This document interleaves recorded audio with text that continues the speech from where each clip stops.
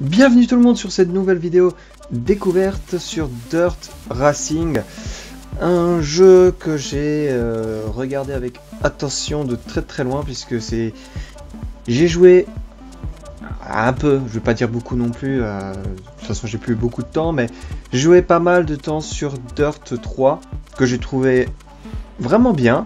Sympathique comme jeu, on s'amuse bien, on s'éclate, c'est de la simulation mais en même temps c'est pas non plus trop dur, on peut en quelques heures peut vraiment s'y accommoder très facilement, ce qui pour une simulation, bon il a été critiqué sur ce côté mais pour moi ça reste quand même une simulation, on peut s'y accommoder très rapidement.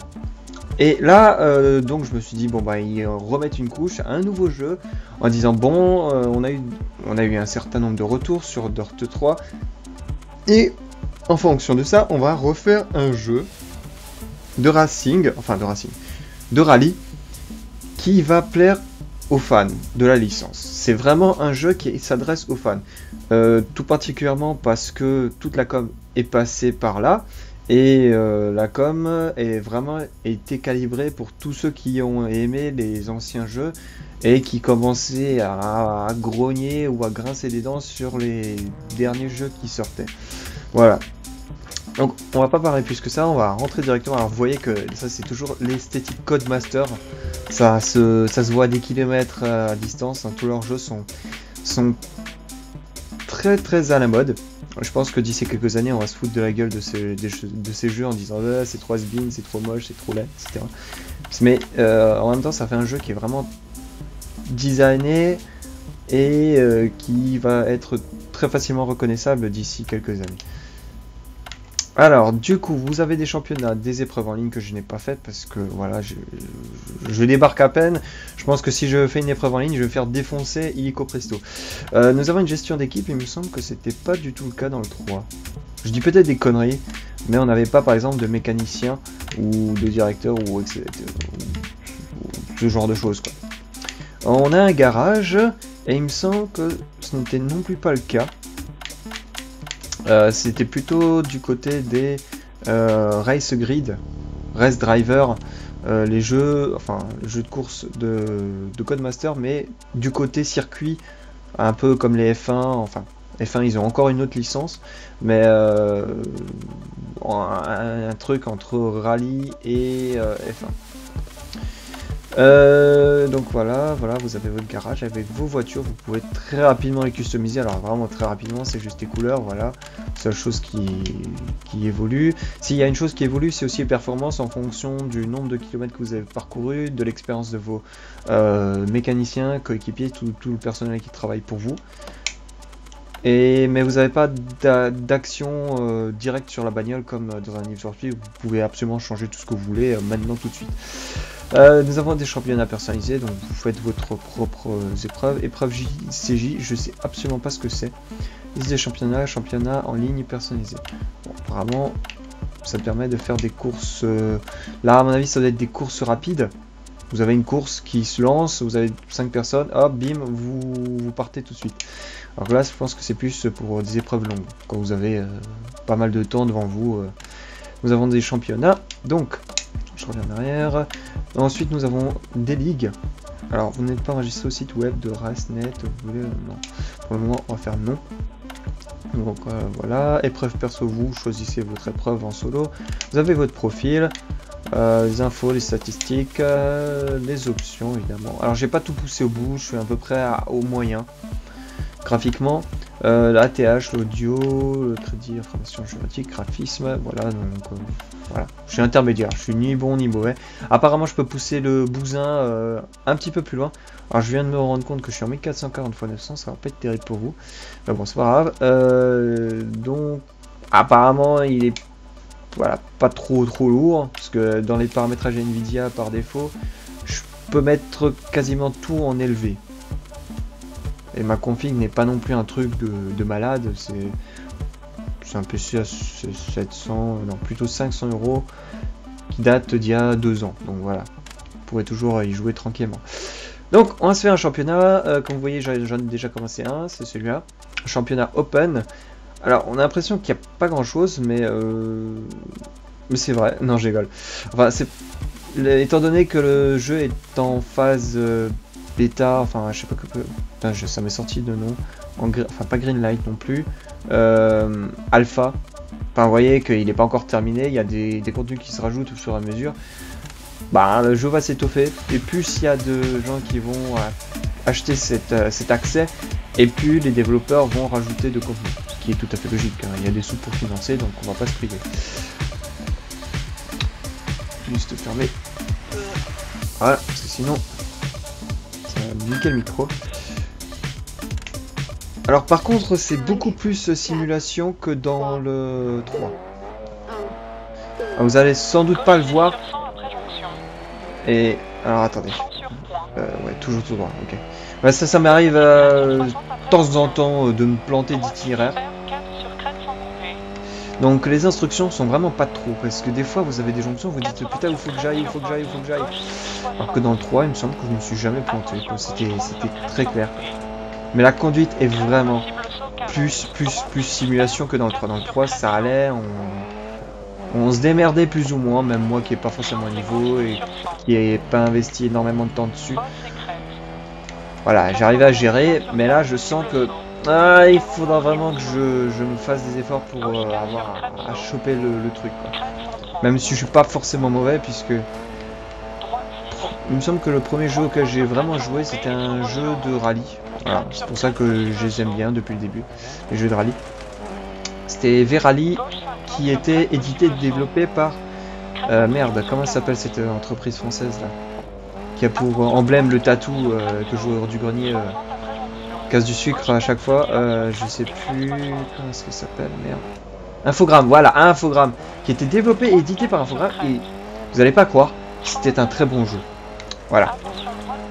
Comme quoi, on s'est surtout focalisé sur les boosts qu'ils ont fait, mais pas forcément sur les jeux qui valaient la peine d'être. Ouais, voilà. C'est assez punitif, hein. Quand vous vous plantez, c'est 15 minutes de seconde. 15 minutes de seconde. Oui. On va bien parler français. À 15 secondes.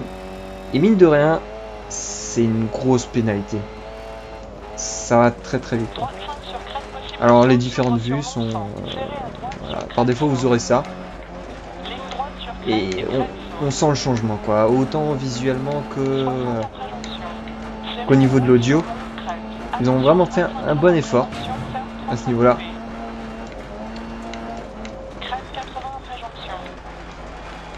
Allez, hop là. Et le système de dégâts est plutôt intéressant, puisque à un moment j'ai vu finir la course avec un pneu crevé. Donc il n'y avait plus que la jante. Enfin, pas la jante, mais je sais pas exactement comment ça s'appelle. La partie métallique qui se trouve en dessous du pneu. Et j'ai vraiment fini avec 3 pneus.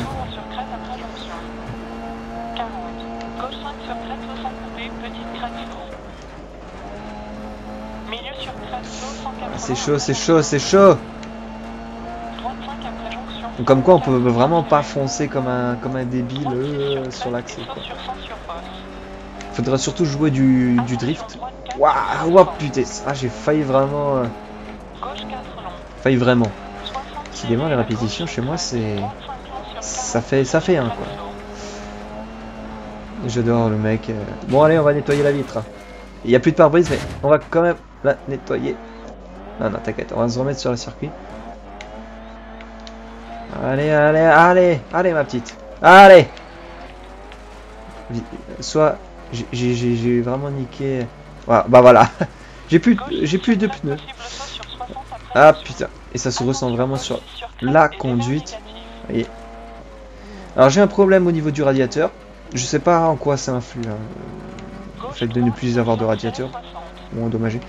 Par contre, ne plus avoir de pneus arrière, je vous garantis, c'est handicapant à mort. Ça vous fait drifter au moindre coup de volant. Donc autant vous dire que vous roulez à l'allure d'une mémé. Oh putain de merde. Ça c'est un truc que vous pouvez faire dans Dirt 3. Longer les bords sans que les petites bosses vous fassent sauter. Mais là c'est plus possible. Vous prenez une petite bosse à une vitesse un peu trop élevée. Oh putain, d'accord. Ça c'est chaud quand même. Et voilà, votre voiture est morte. Enfin, elle a à faire des cascades de fou. Ouais, ouais. J'ai plus de bagnole. J'ai plus de voiture. C'est tellement swag. Swaggy swag.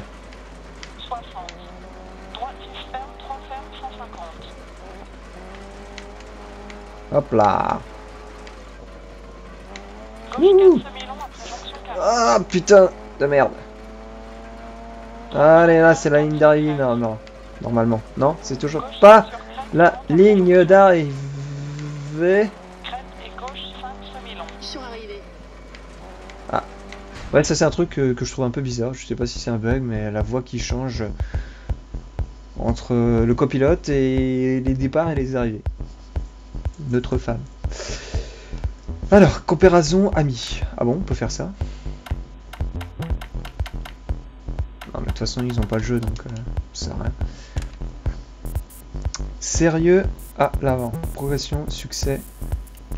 Bon, je sais pas ce que j'ai débloqué, mais bon. À mon avis, c'est un rapport avec le pneu crevé, mais... Ça reste quand même épique comme jeu. C'est la simulation qui reste pure et dure. Mais ça reste vachement agréable. C'est encore une petite course. Et on se quitte.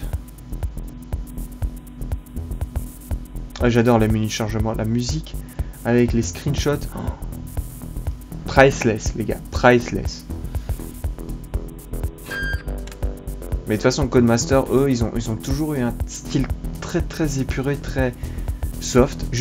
Enfin, j'arrive même pas à décrire. Ouais, je vais réparer. Alors, il me semble que ça, dans le 3, il n'y avait pas. Enfin, c'est-à-dire la voiture se faisait automatiquement réparer. Il n'y a pas de... Donc, moi, je fais recommandation équipe parce que je suis pas un pro et je sais pas exactement où je dois placer mes réparations. Alors, chaque réparation, par contre, vous retarde. Donc, vous voyez qu'il y a un chronomètre à gauche. Si je fais ça, ben, c'est le maximum de réparation qu'on pourra me donner. Alors, je sais pas si ça influe sur le chrono global. Il me semble pas. C'est-à-dire qu'on a 30 minutes, tout le monde a 30 minutes au maximum pour réparer sa bagnole, il me semble. Donc du coup, si vous avez fait trop de dégâts et que ça dépasse 30 minutes, ben, du coup, il me reste 11 secondes. Si je pense que j'avais dépassé les 20, la demi-heure, ben, je me serais pris des pénalités, ça serait du temps qui serait en moins ou en plus sur mon circuit, quoi. Et même avec les réparations. Même avec les réparations, quoi. J'ai quand même le moteur qui chauffe. C'est vraiment... ouais, c'est punitif. Sévère. Mais ça... Mais en même temps, pour quelqu'un... Ça dépend évidemment si vous aimez pas ce genre de jeu, bon, laissez tomber. Mais si vous aimez bien le rallye, c'est pas si énervant que ça. C'est-à-dire, c'est un petit challenge, un petit défi pour vous, quoi. Essayer de battre le jeu à son propre jeu, quoi. Et c'est vraiment très plaisant et ça reste cool. Moi j'avais vraiment peur que le côté simulation soit hyper carré, strict, dur, pas rigolo du tout. Mais en réalité ça va quoi. Une fois qu'on est dedans, oh, on peut s'éclater quoi. En plus je me suis dit bon bah on a une Mini Cooper, c'est chouette. Moi je voulais voir direct dès le départ les voitures puissantes des années 2000 ou un peu plus récentes quoi. Je me suis dit putain Mini Cooper je vais me faire chier. Et au final même pas non parce que la conduite a été quand même travaillée même sur les voitures entre guillemets de merde. Donc c'est plutôt agréable, on s'amuse même avec des petites voitures. Bon pour le moment c'est la seule que j'ai débloquée. Je peux pas malheureusement comparer avec des voitures un peu plus poussées. Bordel de merde, je vais vraiment l'exploser cette bagnole. Ce qui est marrant, c'est le son qui s'inverse. Vous savez, vous avez l'audio qui est en stéréo, donc vous avez gauche et droite qui balancent du son différemment. Et lorsque vous regardez à l'avant et que vous prenez des bagnoles et des poteaux, les gars à côté, ouais, tiens, une voiture qui vient de rentrer dans un pylône. Ouais, ça arrive de temps en temps. Hein. Ouais, et je reviens à l'audio stéréo, ça change. Et par rapport aussi au fait, si vous êtes à l'intérieur, bah ça change aussi. Ça c'est cool. C'est des petits détails à la con, mais ça fait un tout qui est franchement... Non, putain, hey, je suis juste au début de la course quoi. J'ai déjà le nez qui est crevé. Ouais, mais ça va être une horreur. Attendez. Putain, je prends 1 minute 30 dans les dents, quoi. C'est violent, quoi.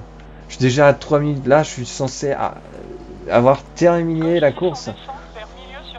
Putain, ça fait tellement mal. Mais bon, on s'en fout. En fait, il faut vraiment le prendre à la rigolade. Puis au fur et à mesure, on s'en rend pas compte. Mais on progresse très vite.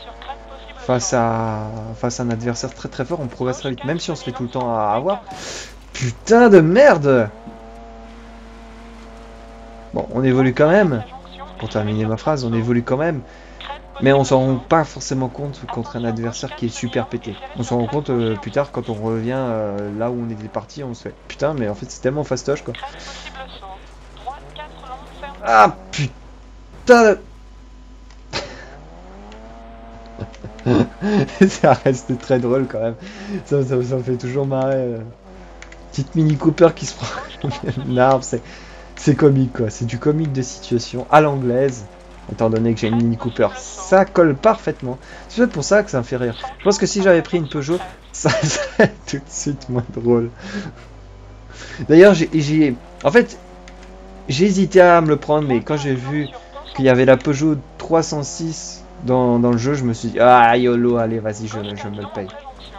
Pour moi, c'est une voiture emblématique, c'est la voiture qui permet d'être fier quand on parle de voiture à l'étranger. Quand vous voyez que ces voitures roulent encore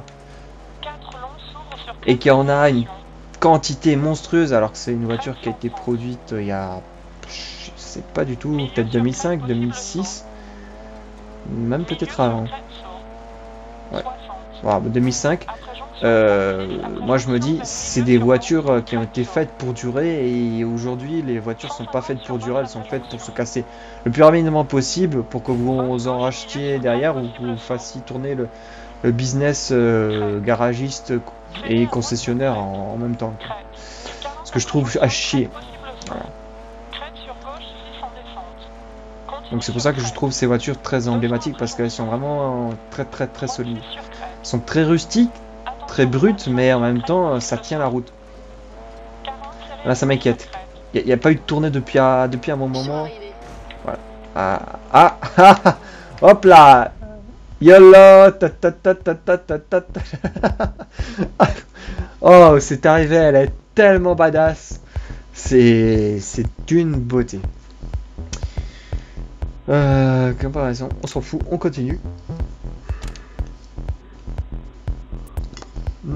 Ah.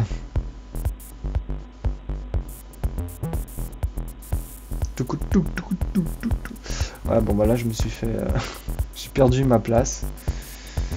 Ouais, c'est normal, j'ai vraiment fait de la merde. Pour le coup là c'était vraiment de la grosse merde. Là si je fais continue. Non, je peux faire B? Non, pas encore. 5, 4. Ouais, si je fais start, ça c'est plutôt cool, on peut sauvegarder à n'importe quel moment et quitter le jeu. En plein, alors que c'est un championnat d'habitude, j'ai toujours eu l'habitude dans tous les jeux de course que si on quitte un championnat, une série de courses en plein milieu, il faut tout se retaper la prochaine fois qu'on relance le jeu. Et là c'est ce qui est intéressant, enfin ce qui est plutôt cool et sympa des développeurs, c'est qu'on peut quitter un championnat en plein milieu pour x, y raison et revenir et reprendre là où on s'était arrêté. Ça c'est vraiment cool. Donc il n'y a pas de perte de progression. Ce qui était vraiment chiant dans tous les jeux précédents auxquels j'ai joué. Donc voilà, c'était une présentation très rapide et très succincte du jeu. Pas encore. Et j'espère que ça vous a peut-être donné envie pour ceux qui aiment bien tout ce qui est rallye. C'est un jeu qui est vraiment fait avec amour. Fait pour ceux qui voulaient ce jeu. Et pas forcément pour le grand public. Ça se sent de toute façon Codemaster... C'est vraiment un studio de développement qui adore les voitures, tout ce qui est course automobile, c'est leur truc. Codemasters, si vous voulez un jeu de course qui soit bien fait, allez chez eux. Bon, par contre, ils n'ont pas la licence de tuning à la Need for Speed, ce qui est dommage, hein, parce que moi j'ai dit qu'il y a un créneau ici qui est vide et qui pourrait rapporter très gros, parce qu'il y a une putain de grosse attente. Depuis Need for Speed Carbon ou Undercover, il n'y a pas eu de jeu de tuning. Il n'y a personne qui a remplacé ce créneau qui était vide pendant un bail. Donc il y a des tunes à se faire et c'est le seul truc que je pourrais leur recommander. Ceci étant dit, c'est un très bon jeu, donc je vous recommande de l'acheter et on se retrouve pour d'autres vidéos. A plus!